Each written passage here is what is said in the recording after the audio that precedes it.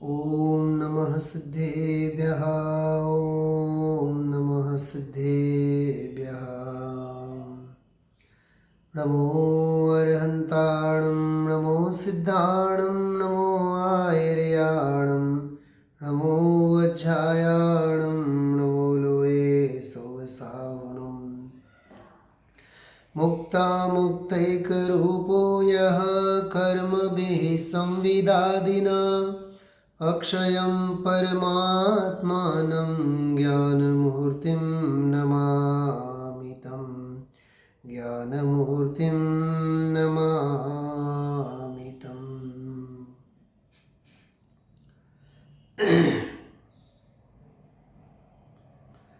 देखिए, स्वरूप संबोधन स्तोत्र ग्रंथ है, अकलंक देव की अपूर्व रचना।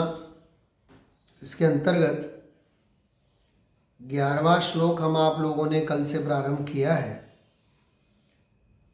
11वें से लेकर के 14वें श्लोक तक 4 श्लोकों में सम्यक दर्शन, ज्ञान और चारित्र की चर्चा अकलंक देव ने की है। 11वें श्लोक में सम्यक दर्शन की, 12वें श्लोक में सम्यक ज्ञान की, 13वें और 14वें इन 2 श्लोकों में सम्यक चारित्र की। बहुत सुंदर विषय हैं। अष्टानिका के विधान के दिनों में इन श्लोकों की चर्चा और इन श्लोकों का स्वाध्याय करते समय मैंने एक बात कही थी कि ज़रूर निकट भविष्य में रत्नत्रय से संबंधित अन्य आचार्यों के भी प्रमाण और प्रमेय, उनका संकलन करके हम आप लोग ज़रूर इसका एक संकलनात्मक संग्रह परक स्वाध्याय ज़रूर करेंगे, अवश्य करेंगे। तो उस दिशा में मेरा अभी प्रयत्न चल ही रहा है। खास करके आचार्य कुंद देव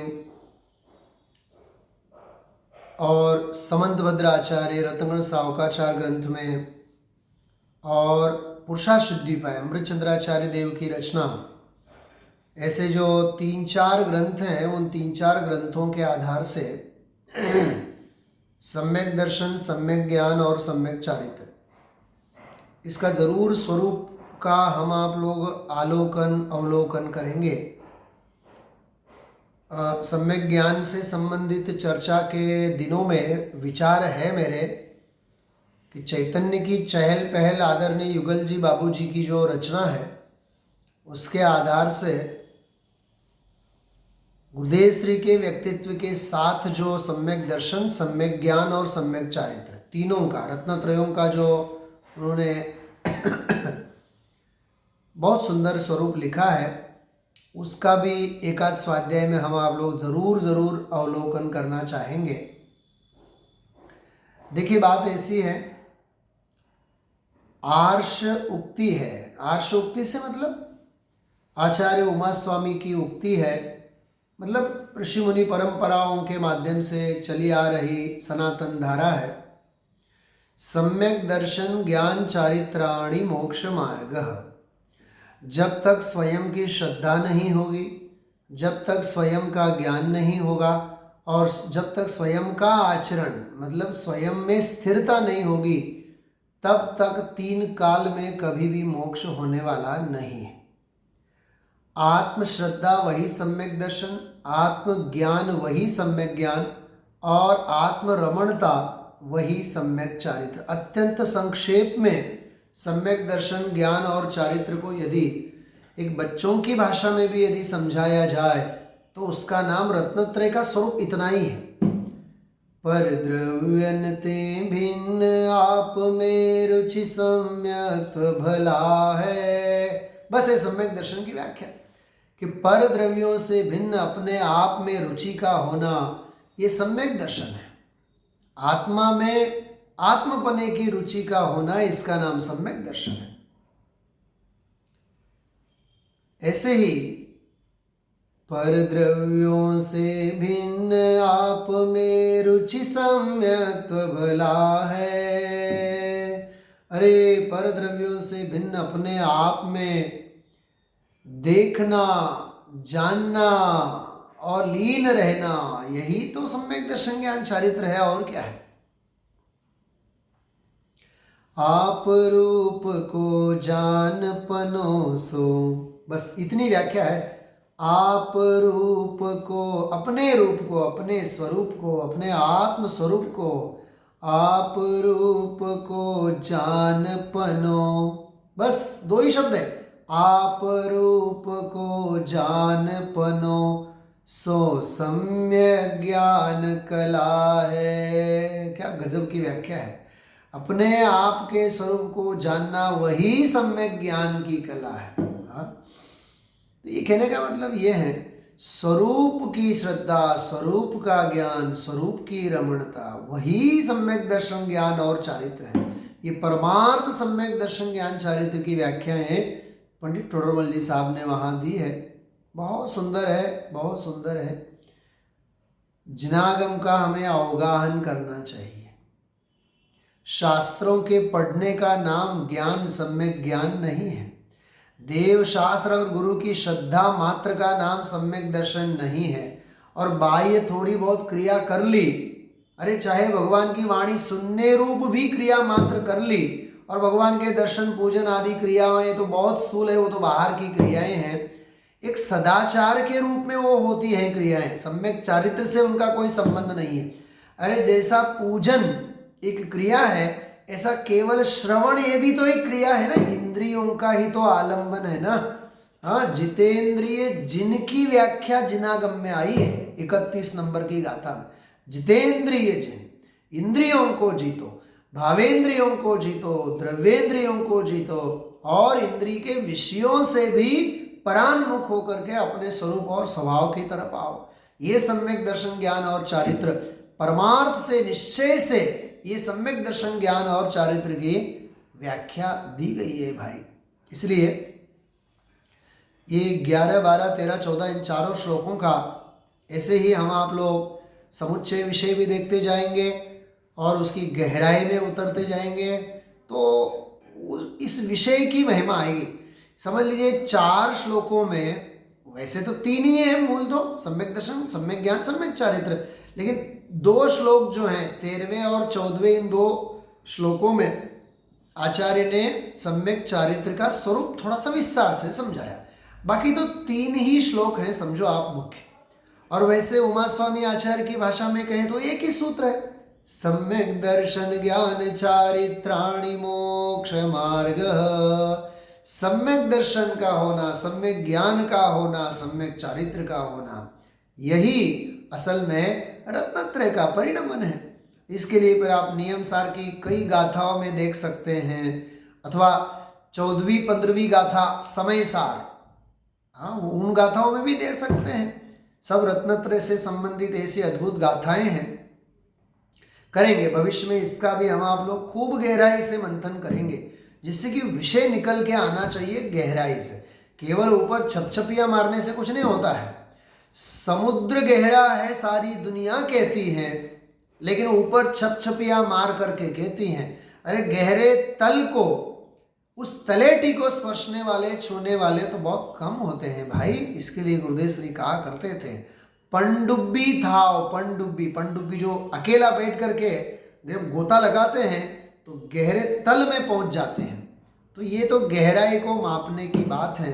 केवल थोड़ा सा क्षयोपशम ज्ञान की बात अपन ने की, जैसे कल के स्वाध्याय में गुरुदेव श्री ने कहा कि सामायिक हम करते थे, एक गड़िया हाँकता था, और क्या था यहाँ, केवल एक रटंत विद्या थी, रटंत प्रक्रिया थी।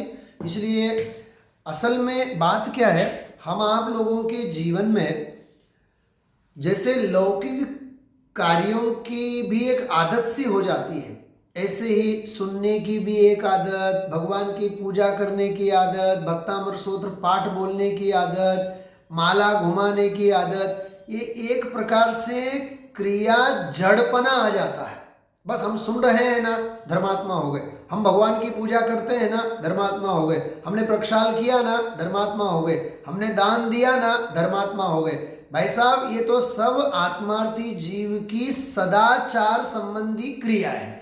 इनमें धर्म नहीं, इनसे धर्म नहीं, इनमें धर्म नहीं और इनसे धर्म नहीं। और आत्मार्थी मुमुक्षु के जीवन में ये सत्क्रियाएं न हो तो वह धर्मात्मा और मुमुक्षु भी नहीं है। इन सत्क्रियाओं का होना भी जरूरी है और इनसे धर्म नहीं होता है, यह भी समझना उतना ही जरूरी है। इस प्रकार से हम आप लोगों को इस विषय को समझना चाहिए। टोडरमल जी साहब ने बहुत सुंदर बात लिखी है मोक्षा प्रकाशक में कि यह जीव सम्यक दर्शन के लिए क्या करता है। सम्यक दर्शन के लिए देवादिक की श्रद्धा करता है और देवादिक की श्रद्धा करके समझता है कि हमने सम्यक दर्शन के उपाय किए। सम्यक ज्ञान के लिए क्या करता है, शास्त्रों का अभ्यास करता है, सुनता है, पढ़ता है, सुना देता है। ये ज्ञान का, सम्यक ज्ञान के पुरुषार्थ के लिए आगम का ऐसा आलम्बन लेता है। और चारित्र के लिए क्या करता है, बस वही पूजा पाठ स्तुति स्तवन। कहने का मतलब ये है केवल और केवल देहाश्रित, देहाश्रित मंद कषाय के आश्रित मन के आलम्बन से, इंद्रियों के आलम्बन से क्रिया विशेष को करके यह जीव धन्यता का अनुभव करता है और समझ लेता है कि हमने सम्यक दर्शन कर दिया, हमने सम्यक ज्ञान पा लिया, हमने सम्यक चारित्र पा लिया। भाई रत्नत्रय की परिणति आत्मा की परिणति है। क्रियाओं का जाल जंजाल संकल्प विकल्प वह कोई रत्नत्रय नहीं है, रत्नत्रय के परिणाम नहीं है और उनसे कभी रत्नत्रय प्रकट होने वाला नहीं है। इतनी गहराई से हम इस विषय को जानने की तैयारी हो तो इस विषय की गहराई हमें ख्याल में आएगी। अन्यथा श्लोक पढ़ लिया, थोड़ा बहुत अर्थ कर लिया, भाई ऐसा नहीं होता है। आत्मानी साची प्रतीति एनो नाम सम्यक दर्शन। आत्मा की सच्ची प्रतीति का होना, इसका नाम सम्यक दर्शन है। आत्मानी साची समझण एनो नाम सम्यक ज्ञान। आत्मा की सच्ची समझण का होना, समझ का होना, यह सम्यक ज्ञान है। और आत्मा की रमणता का होना वही सच्चा सम्यक चारित्र है। ये बिल्कुल परम शुद्ध अध्यात्म की अपेक्षा से केवल और केवल यही व्याख्या है रत्नत्रय की। चाह नहीं है राज की, चाह नहीं है रमणी की, चाह नहीं है रमणी की, चाह हृदय में एक यही है, शिव रमणी को वरने की, शिव रमणी को वरने की। अरे मुक्ति रमणी की जिससे आकांक्षा होवे तो मुक्त स्वभाव की श्रद्धा, मुक्त स्वभाव का ज्ञान और भान और मुक्त स्वभाव की रमणता होवे तो ही रत्नत्रय की परिणति प्रकट हो सकती है। इतना सुंदर समन्वय रत्नत्रयों का जिनागम में कहा गया है। कल हम आप लोगों ने इस 11वें नंबर के श्लोक से संबंधित बात थोड़ी सी की थी। बाकी दैनिक स्वाध्याय के क्रम में पूज्य गुरुदेव श्री के व्याख्यानों की भी हम आप लोग समालोचनात्मक समीक्षात्मक स्वाध्याय कुछ क्षण किया ही करते हैं। अभी इस विषय को आगे हम आप लोग बढ़ाएंगे। सदृष्टि ज्ञान चारित्र उपायः स्वात्मलब्धये तत्वे याथात्म संस्थित्य मात्मनो दर्शनम मतम। बहुत सुंदर संक्षेप में इसकी व्याख्या की है। पहली पंक्ति में, कल भी मैंने कहा था, पहली पंक्ति में, इस 11वें श्लोक की पहली पंक्ति में केवल और केवल आचार्य उमा स्वामी देव के ही सूत्र को यहाँ विस्तार से स्वर दिया है। सम्यक दर्शन ज्ञान चारित्राणि मोक्ष मार्ग, ऐसा लिखा है। सम्यक दर्शन ज्ञान चारित्राणि मोक्ष मार्ग, मतलब सम्यक दर्शन ज्ञान और चारित्र का होना, सम्यक दर्शन ज्ञान और चारित्र इन तीनों का होना यही मोक्ष मार्ग है। ये वाली बात आती है उसमें मूल में तत्वार्थ सूत्र में। मानो उसी को यहाँ आचार्य ने जिस किसी प्रकार से बड़ी चतुराई से, बड़ी कलाकारी से और बड़े ही गंभीर शैली में कहा, सदृष्टि ज्ञान चारित्र मुपाय स्वात्मलब्धये। देखो, स्वात्मलब्धये, अपने आत्मा की उपलब्धि, ये असल में मोक्ष के अर्थ में है। परिपूर्णता की अपेक्षा से यदि बात करते हैं, मुक्ति स्वात्म लाभ हेतु, ऐसा कहा जाता है कि आत्म लाभ हेतु जो होता है वह पारिणामिक भाव, 56 नंबर की गाथा पंचास्ती का है, आत्म लाभ हेतु कह पारिणामिक। तो स्वात्म लब्धि ये असल में पूर्णता की अपेक्षा से मोक्ष है। तो मोक्ष के अर्थ में इसकी व्याख्या हम आप लोगों को समझना चाहिए। तो कहने का मतलब ये है कि आत्म लाभ मतलब मोक्ष, बस मोक्ष का अर्थ है आत्म लाभ। ये अकलंक देव ने विद्यानंदी आचार्य ने आप्त परीक्षा में ऐसी व्याख्या की है। आप्त परीक्षा में वहाँ बहुत सुंदर यही बात आचार्य देव ने वहाँ लिखी है। देखो, मैं आपको पढ़ के बताता हूँ कितनी सुंदर बात लिखी है। स्वात्मलाभस्ततो मोक्षः कृष्ण कर्म क्षयात्मतः। ये आप्त परीक्षा की कारिका है, बहुत मार्मिक कारिका है। स्वात्मलाभस्ततो मोक्षः, मोक्ष किसे कहते हैं? स्वात्मलाभस्ततो मोक्षः, आत्मलाभ का होना उसका नाम मोक्ष है। क्या गजब की व्याख्या है ये विद्यानंद आचार्य। स्वात्मलाभस्ततो मोक्षः कृत्स्न कर्म क्षयान्मतः। सभी कर्मों के क्षय से होने वाला जो अपना आत्म लाभ है वही मोक्ष कहलाता है। फिर आगे तो लिखा है, निर्जरा संवराभ्याम नुः सर्वसद्वादिनाम इह। और वह मोक्ष कैसे होता है? संवर और निर्जरा से होने वाला वह मोक्ष होता है। मूल में बात इतनी, स्वात्मलाभस्ततो मोक्ष, आत्मलाभ का होना वह मोक्ष है। क्या गजब की अस्थि की भाषा है ये, अस्थि की मस्ती है। अस्थि की मस्ती ज्ञानी की, यह बात है भेद विज्ञानी की। यहाँ रहते हैं ज्ञानी, यहाँ रहते हैं ज्ञानी अस्थि में। हाँ, ऐसी गजब की बात है कि कह रहे हैं कि स्वात्मलाभस्ततो मोक्ष, आत्मलाभ का होना वही मोक्ष है। आप्त परीक्षा बराबर। तो यही बात यहां लिखी, स्वात्मलब्धये। देखिए, विद्यानंद आचार्य है वो, और उनसे पहले हुए हैं ये आचार्य अकलंक देव, 7वीं 8वीं शताब्दी। इसके बाद हुए हैं विद्यानंद आचार्य। तो अष्ट सहस्री लिखने वाले विद्यानंद आचार्य, ये आप्त परीक्षा है, मैं ऐसे 2 ग्रंथों का नाम ले रहा हूं। अष्ट सहस्री लिखने वाले हैं विद्यानंद आचार्य, और उससे पहले अष्टशती जिन्होंने लिखा है वे अकलंक देव। तो मोक्ष मार्ग से नेतारम वाला जो श्लोक है, उसकी जो मीमांसाएं, उसकी जो व्याख्याएं दोनों आचार्यों ने अपनी अपनी कृतियों में की हैं।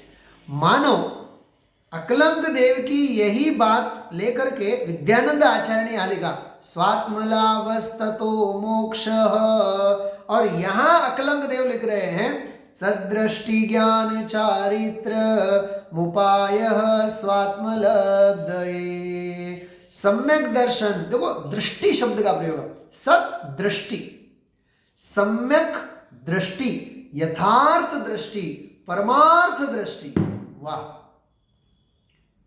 फिर एक बार मैं आपको यहां वो कलश याद करता हूं, 244 नंबर का, अचिंत्य शक्ति स्वयमेव देव।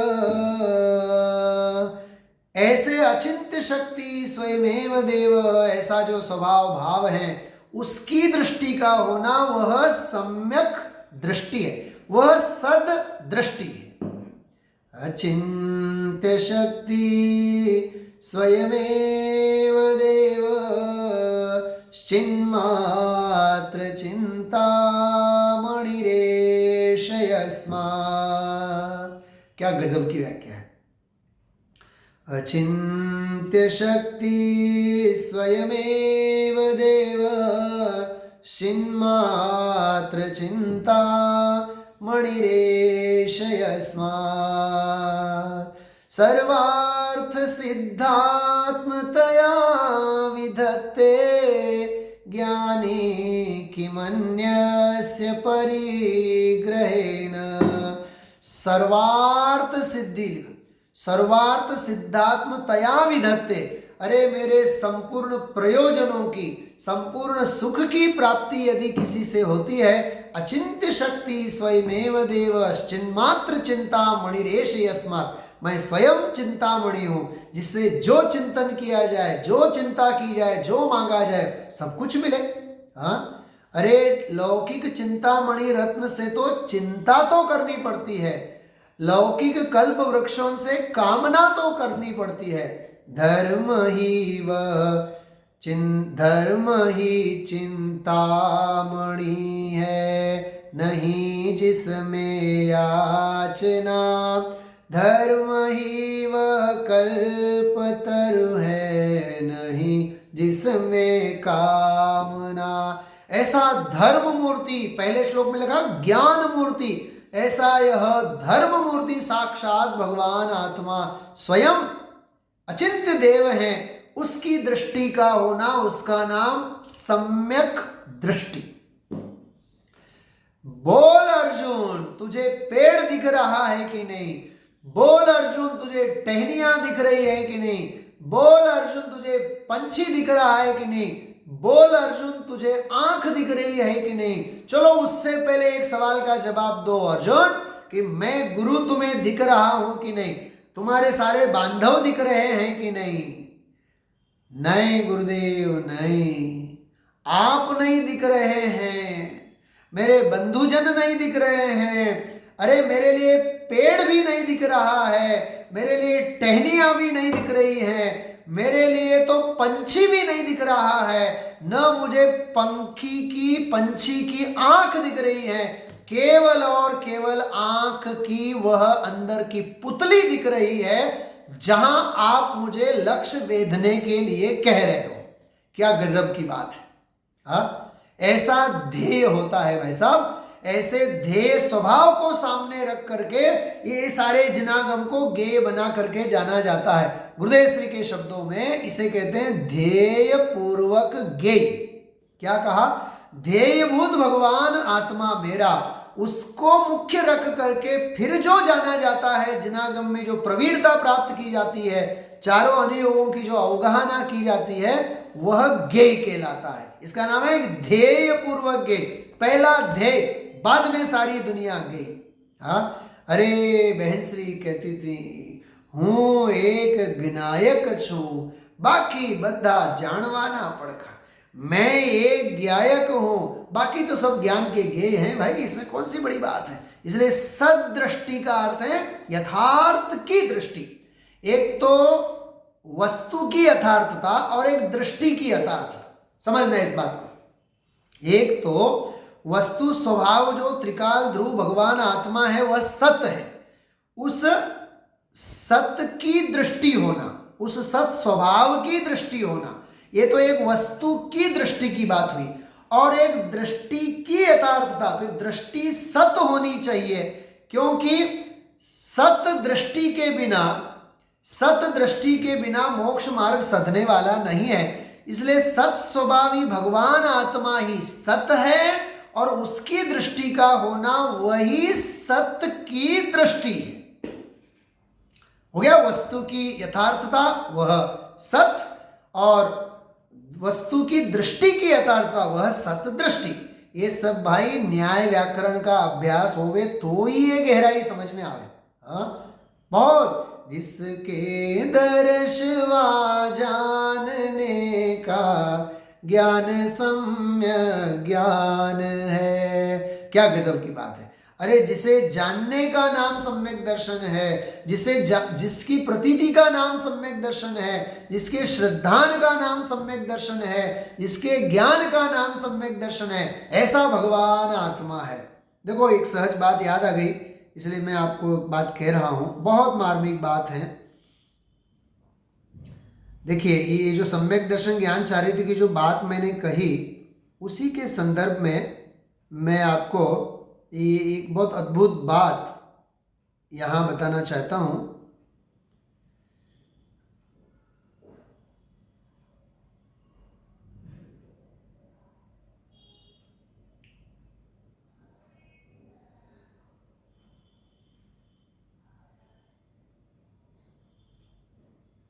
जिसके दर्शवा जानने का नाम सम्यक ज्ञान है। ये परम भाव प्रकाशक नए चक्र जो ग्रंथ है, उस ग्रंथ के मंगलाचरण में आदरणीय डॉक्टर साहब ने ये बात लिखी है। बहुत मार्मिक बात है कि जिसके दर्शवा जानने का नाम दर्शन ज्ञान है।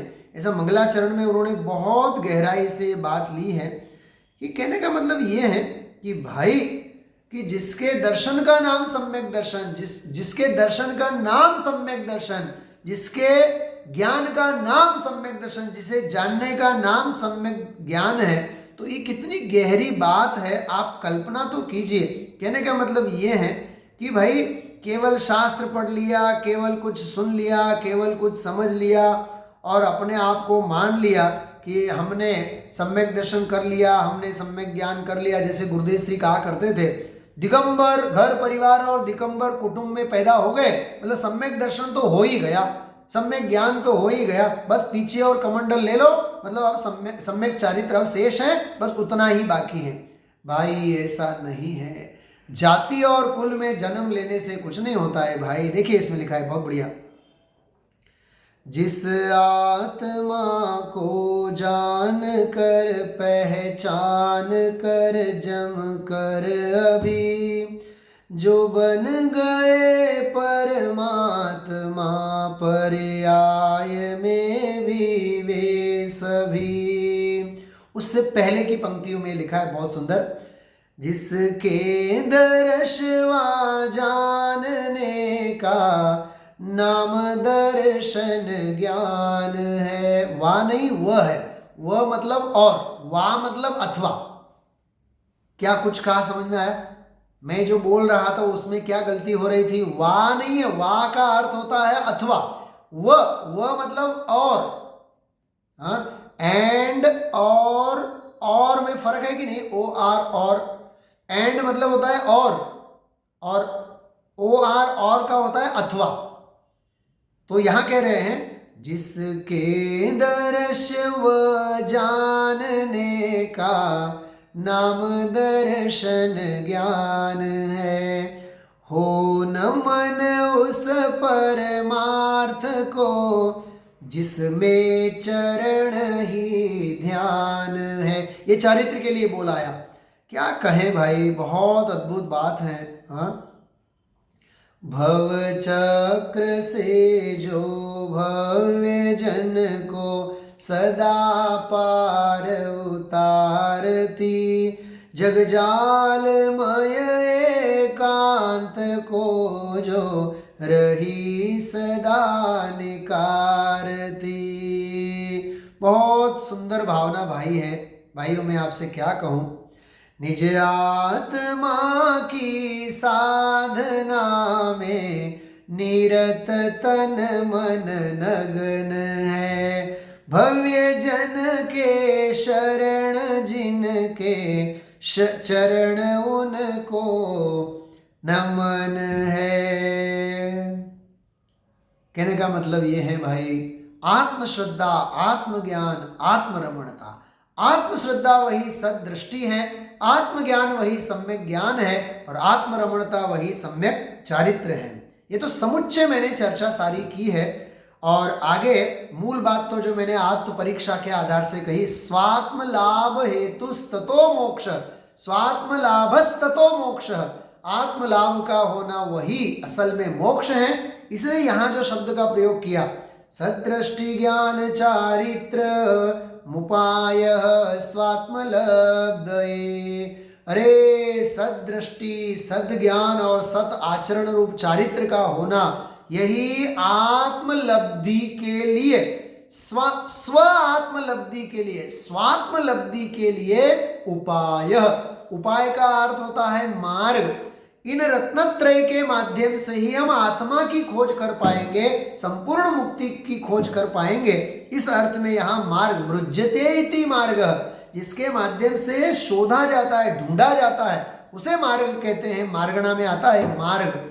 तो कहने का मतलब ये है भाई, ये जो पहली पंक्ति के आधार से ही आज भी हम आप लोगों ने बात की है। मैंने कल भी कही थी, इन रत्नत्रयों के श्लोकों की गजब अजब गजब की मीमांसाएं जनागम में मिलती हैं। आज हम आप लोगों ने आप्त परीक्षा के आधार से, नई चक्र के मंगलाचरण के आधार से और अन्य अनेक आगम के आधार से हम आप लोगों ने थोड़ी सी बात की है। केवल और केवल अपन ने आज व्याख्या की है, केवल 30 मिनट के लिए। सम्यक दर्शन ज्ञान चारित्राणि मोक्ष मार्ग। श्रद्धा स्वयं की होवे सम्यक दर्शन, ज्ञान स्वयं का होवे सम्यक ज्ञान, स्वयं की रमणता होवे उसका नाम सम्यक चारित्र। अंत में एक बात कह करके मैं विराम लेता हूं। तत्वार सूत्र में जो सम्यक दर्शन ज्ञान चारित्राणि मोक्ष मार्ग, यह जो श्लोक लिखा हो, यह जो सूत्र दिया है उमा स्वामी देव ने, मैं आपसे क्या कहूं, आचार्य विद्यानंदी देव ने जो तत्वार्थ श्लोक वार्तिक लिखा हुआ है, तत्वार्थ राजवार्तिक अकलंग देव का तत्वार्थ श्लोक वार्तिक लिखा है आचार्य विद्यानंदी देव ने, जो 8वीं 9वीं शताब्दी में हुए, जिनका आप्त परीक्षा का उद्धरण हम आप लोगों ने दिया। सम्यक दर्शन ज्ञान चारित्राणि मोक्ष मार्ग, इस एक सूत्र की व्याख्या 4 वॉल्यूम में की है और एक एक वॉल्यूम 500, 700, 800, 800 पृष्ठ प्रमाण है। आप विचार करिए, 500 पेज भी गिने तो उस एक सूत्र की व्याख्या लगभग 2-2.5 हजार पृष्ठों में की है। मैं आपको कल वो ग्रंथ बताऊंगा, जब मैं कल यहाँ प्रत्यक्ष स्वाध्याय में रहूंगा, तब मैं स्वाध्याय में वो चारों के चारों वॉल्यूम आपको बताऊंगा। अरे क्या आचार्य मुनि भगवंतों ने महिमा मंडित ऐसा काम किया है, सच में नतमस्तक होने का मन करता है। बस अंत में यही बात कुछ गुरुदेव श्री के शब्दों में कहें, बे 4 कलाक तो स्वाध्याय जोइए। अभ्यास के बिना, स्वाध्याय के बिना भाई कुछ नहीं है। यह आधा घंटे में हम आप लोगों ने इतनी व्याख्या की, इतनी उसकी गरिमा लगती है। जब 2.5, 3 हजार पृष्ठों में विद्यानंद आचार्य ने जो लिखा है, आप कल्पना तो कीजिए क्या लिखा होगा उन्होंने। अरे सारी की सारी आप्त परीक्षा, 127 कारिकाओं में आप्त परीक्षा केवल और केवल मोक्ष मार्गस्य नेतारम भेतारम कर्म भूभृताम ज्ञातारम विश्व तत्वानाम वंदे तद्गुण लब्धे, केवल 4 पंक्ति, 4 चरण है। उन 4 चरणों के लिए 4 विभागों में समग्र आप्त परीक्षा आचार्य विद्यानंदी देव ने लिख डाली है। भाई देखने का नजरिया होना चाहिए, देखने की दृष्टि होनी चाहिए। ऐसा यह महामंडित, महामहिमा मंडित जिन मार्ग हम आप लोगों के हाथ में लगा हुआ है, अन्य सारे संकल्प विकल्पों को हम आप लोग दूसरी जगह धकेल करके अपने आत्म कल्याण के